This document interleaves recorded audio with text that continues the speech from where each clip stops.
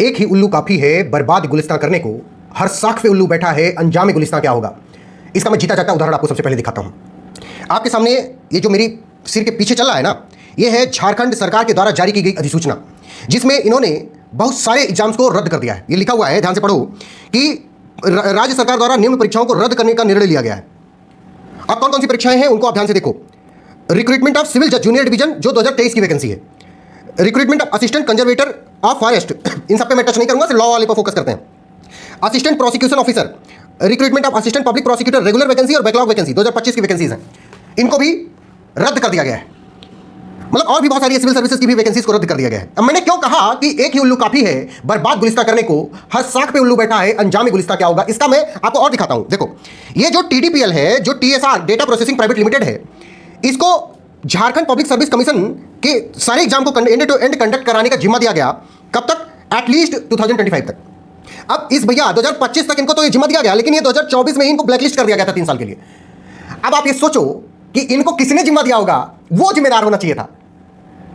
इसलिए मैं कह रहा हूं कि हर साख पे उल्लू बैठा है अंजाम गुलिस्तां क्या होगा, मतलब इस स्टेट का क्या होगा, इस देश का क्या होगा। ओके, और पढ़ो, इसमें ध्यान से पढ़ो, मेरे पीछे सब लिखा हुआ है।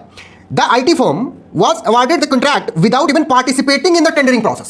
तुम समझ रहे हो, टेंडरिंग प्रोसेस में भी पार्टिसिपेट नहीं किया, जबकि किसी भी एग्जाम को कंडक्ट कराने के, मतलब बहुत बड़ा एग्जाम होता है JPSC वगैरह का, किसी भी पब्लिक सर्विस कमीशन का, बहुत सारे लोगों की जिंदगी दांव पे लगी होती है। ऐसे एग्जाम को कंडक्ट कराने के लिए जिस बॉडी को नियुक्त किया गया, उसको तो टेंडरिंग प्रोसेस ही नहीं किया, उसको डायरेक्ट दे दिया गया। और ये भी नहीं कि मतलब वो बड़ी दूध की धुली थी, वो चोर थी, पहले से चोर थी, ब्लैक लिस्टेड थी, ठीक है।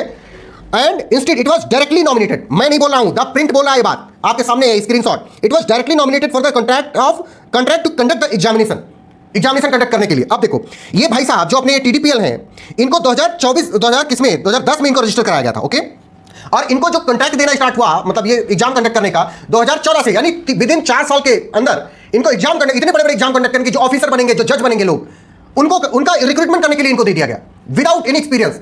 इसका मतलब झारखंड सरकार के अंदर बैठे हुए हर डाल पे कोई ना कोई एक उल्लू बैठा हुआ है, जो पूरे गुलिस्तान को खराब करने के लिए तुला हुआ है। अब बहुत सारे लोग ये खुश हो रहे थे कि एग्जाम रद्द कर दिया गया, अब तो स्टूडेंट की जीत हो गई, जीत हो गई, जीत हो गई। नहीं भाई, चाहे एग्जाम को रद्द ना किया जाता तो भी स्टूडेंट हार रहा था, एग्जाम को रद्द किया गया तो भी स्टूडेंट हार रहा है। कैसे हार रहा है? क्यों? क्योंकि जब एग्जाम को रद्द नहीं किया जाता तो वो लोग हार रहे होते जो सिलेक्ट नहीं हुए हैं। अब एग्जाम को रद्द कर दिया गया तो वो लोग हार रहे हैं जो एग्जाम क्वालिफाई कर चुके थे।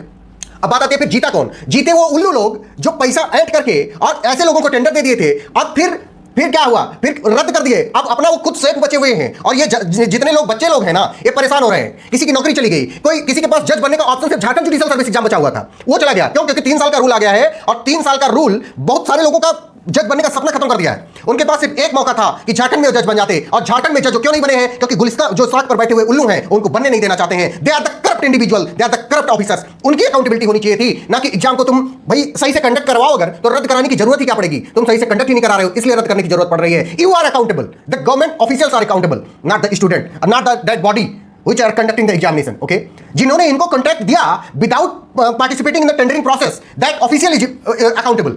आप बात समझ रहे हो?